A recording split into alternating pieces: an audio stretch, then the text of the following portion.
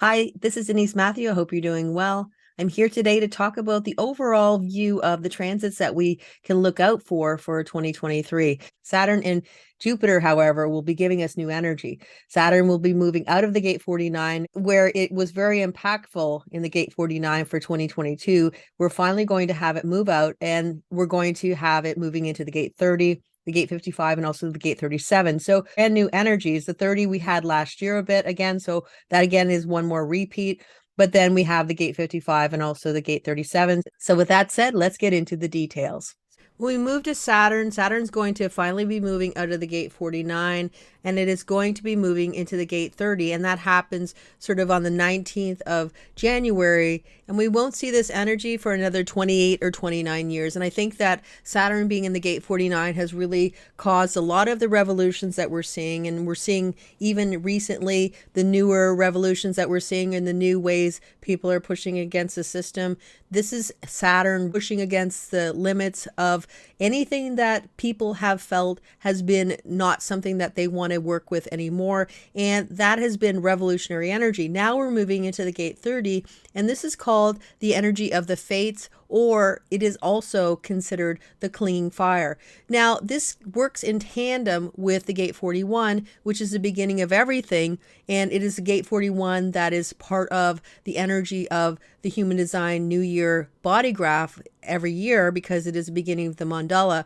The gate 30 is this idea of holding on to a dream. It gives you the impetus to keep going, even though things may not look as if they're, working in your favor. It keeps you going to the destination that you really want to go to. It keeps you pushing forward. Now with Saturn here, this is really talking about this idea that if you want to continue to move forward with your dreams and goals, this is saying that it's not going to be potentially easy, because Saturn doesn't make anything easy. The thing about Saturn is it says work hard, get your ducks in a row, do all the things you're supposed to do, and I will give you a reward at the end, but you really have to make it worth my while. You have to put the work in.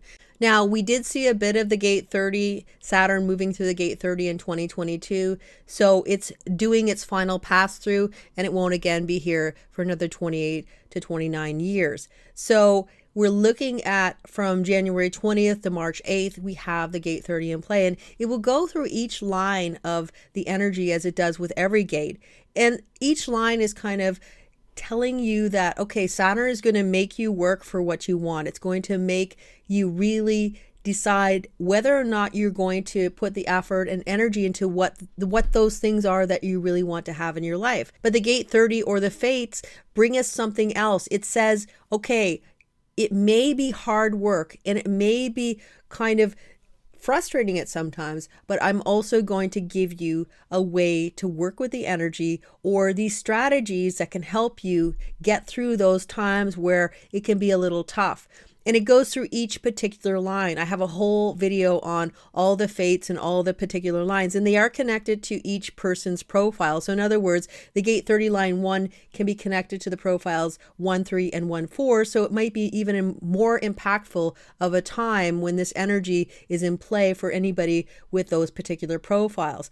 And if we look at the gate 30 line 2, that is going to connect with the profiles 2, 4, and also 2, 5. And it is saying, don't worry, don't go this way, go this way. We have an alternative for you. And if you take it, we will assist you along the way, but you kind of have to play by the rules of Saturn. And if you do play by the rules of Saturn, then you can get ahead and move forward to the next step of your journey. But if you don't play, then that's when things can get a little more tangled up. So the first line is composure, and that is this idea of exactly that, having composure when blocks come in your way and understanding that everything is impermanent, everything is transient, and what blocks you today might be gone tomorrow. When we get to the second line, it's pragmatism. It is this energy of always putting your energy in everything, as opposed to always thinking that the only place to put your energy is to put it into that successful thing in your life. In other words, when things stop moving forward and you're feeling frustrated because you have all this energy pent up and you're not putting in anything but this whole moving forward thing, it's also telling you to say that there are pauses in life, and that's a time to use your energy for the pauses in life, to have your reflection, to realize where things may be improved, to tweak what is, and then when things start to move again, you have an ability to shift it up so you're getting more from the effort that you're putting in, which is really a lot more impactful for us. If we're working really hard, we want to get the most we can from it. We get to the third line. This is resignation. This is saying that, okay, this is what I see in my reality, and I have to accept life as it is, as opposed to the way I want it to be. This is saying that life may not be the way I want it to be. I can work in the future to shift it up, to change it, to make it into what I want it to be. But right now, this is what I have, and I have to accept what is. When we get to the line 4, this is burnout. And this is saying that there is a need for all of us to have the pauses in our lives, because especially with the gate 30, there's an intensity and a burning, clinging fire that will burn you out. So this is saying at some point in your life, or at some points of your year ahead, you need to stop, you need to pause, you need to reflect, because that is the only way that you get that second wind to push forward. When we get to the line 5, this is irony. This is the key with this, is the idea that when the door closes, you let go and you move on. Because when one door closes, a new door opens. The problem is sometimes we will get, that one door that closed, and we'll be banging on the door saying, let me back in, but nobody's letting you in because it's not part of your life anymore. You're meant to go to a new door. And when you let go of what was and move into what is your new destination, then that's when things can start to unfold in a way that is impactful and things can start to move again. When we get to the 6th line, this is again this idea of being the best version of yourself, because this is the role model energy. This is for the profile 6-2 and 6-3. And it says that no matter what everybody else is doing, you bringing your best self to the table is key to your advancement in life. So even if people are doing things that are cutting corners, or they're not being the best version of who they are, that's not your trajectory. Your trajectory is to stand in your truth, to be the best version of you, because that's the way you get ahead in life. And on March 8th, we get Saturn moving into the gate 55. And the big theme with the gate 55 is always this theme of surrender, but also divine selfishness, because the 6th line of the gate 55 is where we're moving forward as we move towards 2027, this idea of divine selfishness. Divine selfishness is the idea that when you don't give yourself something, or you don't take care of yourself, and you put all your energy out into taking care of other people, then you don't necessarily have much to give. You must serve from a full cup, because if your cup is empty, you really don't have anything to give to others. So this is saying, put your oxygen mask on first, and then after you have your mask on, then put it on others. And Saturn is reminding us about that. It is saying that we do need to put our energy into ourselves, because if we can't put ourselves first, then how can we expect anybody else to respect us or to put us first either? We all have to have our own authority. We all have to be our own bosses and to stand in our own integrity. Now, that doesn't mean that you're a narcissist. It doesn't mean that you're selfish. It does mean that you are important, you are valuable. And the thing about this is that Saturn may really want to push this agenda of this self-sufficiency, and also this self-care and taking care of yourself, in that if you aren't doing what you need to do for yourself first, you may be finding that things are not working to your advantage. So I think in a lot of ways, Saturn here is going to really remind you that if you're not taking care of yourself, you're not really going to get those goals and dreams and those things that you want ahead to happen, because you're not actually doing the rules. Like I said, again, Saturn is by playing the rules.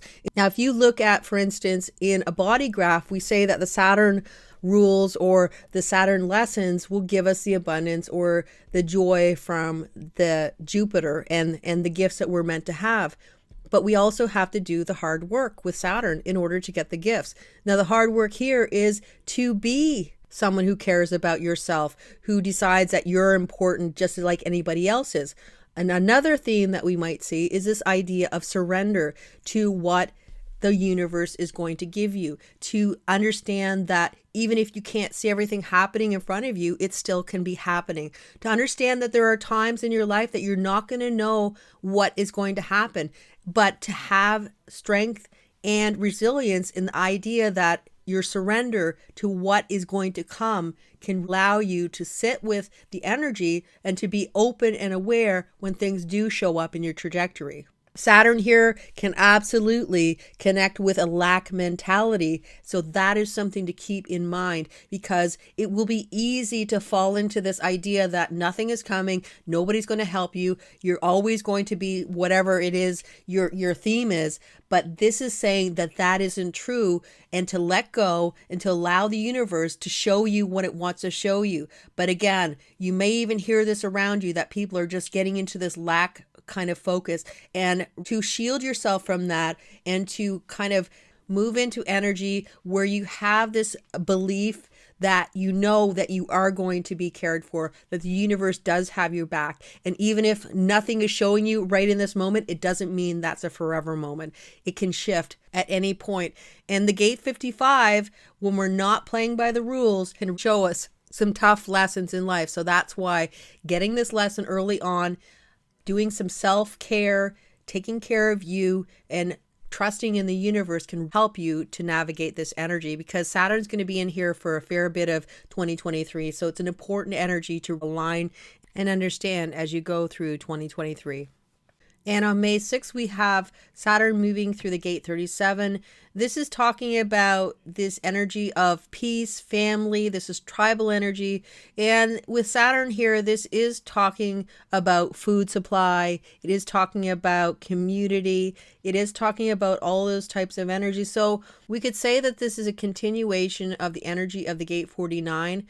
And it is kind of talking about how we feed ourselves and the way we find our community, and that maybe the old ways need to change and that we are moving forward into something brand new. So new types of communities, new ways of forming communities, new ways of feeding ourselves, new ways of traditions. New traditions might be a big deal too with Saturn here, because what we're trying to do when Saturn goes through an energy is we're breaking up the patterns of the old and trying to bring in some fresh energy. Saturn is the old way, the old things that we've always decided were going to be the way it's always been, but eventually we know that things have to change, and where we know that the tired old systems no longer work. The gate 37 also talks about religion and looking for the face of God and looking for something to believe in. So we might see that a lot of the old religions, or the religions that are in play at this point, are starting to shift and change in some way. And whenever we know that things are shifting and changing, we always know that there's going to be an increased grip or force against that change, especially with Saturn, because people want to hold on to the old and they don't want to let go. So we might see this rise of fundamentalism.